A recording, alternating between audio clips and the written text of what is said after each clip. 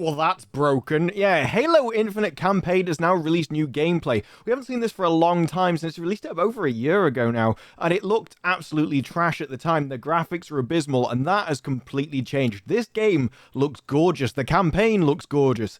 And they've actually gone for a sort of a semi-open world kind of scenario where as you go through the campaign, it'll unlock different sections, but once you've opened those sections, you can now go back and explore them at your will. And for that, they've added sort of Far Cry-style collectibles around the map. They're not my kind of thing, but a lot of people do like 100%ing areas, so I'm sure that'll entertain them. I'll probably just avoid it. The story starts with you hunting down this mysterious weapon. His first mission is to retrieve a new AI, codenamed the Weapon.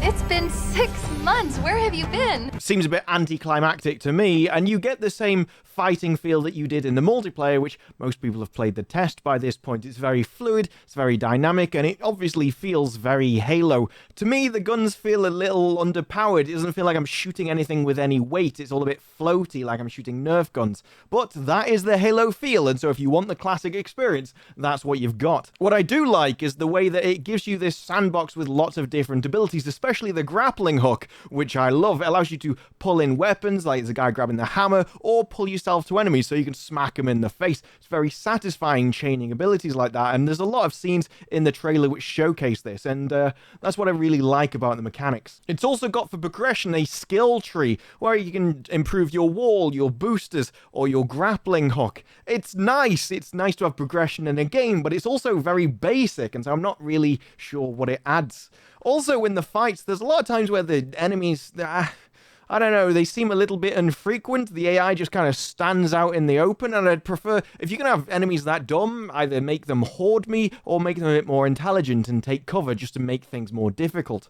Also, around all the different objectives, there seems to be just a lot of empty space. Now, Halo does obviously have vehicles, and so you'd have that variety between on-foot combat and then taking to the sky and parachuting down.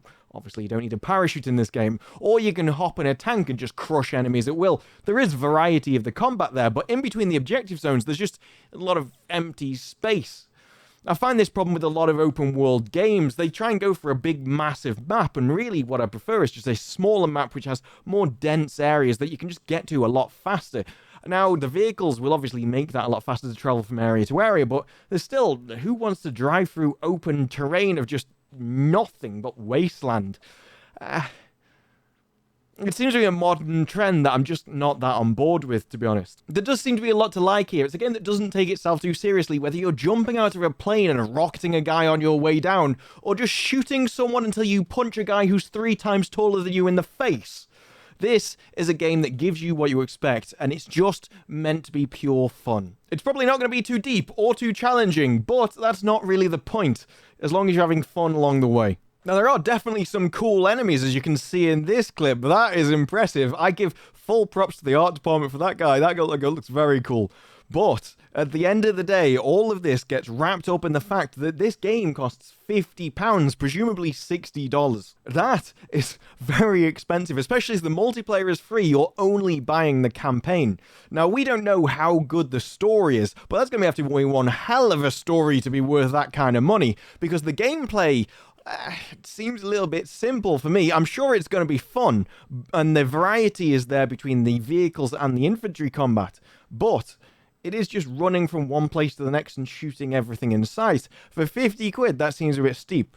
Luckily, you can get past this, and this is the area which I think like 99% of people are probably gonna go. Why buy the game for 50 quid when it's on Game Pass, and you just have to buy it for a month? Let's be honest, single-player games, most people don't play them for long periods of time, so you can probably get your subscription for Game Pass. I'm sure a lot of people just have it running as standard, and then that will be your playtime, and you get your money's worth there easily. So I'm definitely going to be picking up on Game Pass and just saving myself a fortune. You can play it through once and then I'd likely never touch it. So 50 quid for me seems a little bit steep, but for the price of a month of Game Pass, it seems like a bargain. Now, I haven't played that much Halo before, so I don't really have any nostalgia feelings or rose-tinted glasses to go off with this. And a lot of the things that I feel about the game, like the guns feel a bit floaty, are innately Halo. They've stayed loyal to the game in the past, made it classically Halo, so honestly, I don't have that big a problem with it. If the game is as it looks, just a basic fun shooter that you play around for a few hours, it's not that deep or complicated, but it doesn't need to be because it makes you feel powerful and you just slaughter a load of people.